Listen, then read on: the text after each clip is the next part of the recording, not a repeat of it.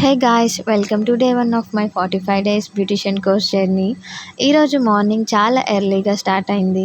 ఇంటి ముందు ఊడ్చి నీళ్లు చల్లి ఒక ముగ్గు వేశాను. దెన్ క్విక్లీ ఫ్రెష్ అప్ అయి అమ్మ చేసిన ఇడ్లీ తిన్నాను. Now I'm fully ready for the class. మధ్యలో ఫ్యాన్సీ షాప్ దగ్గర ఆగి స్పెషలైజ్డ్ థ్రెడ్ కొనుక్కున్నాను.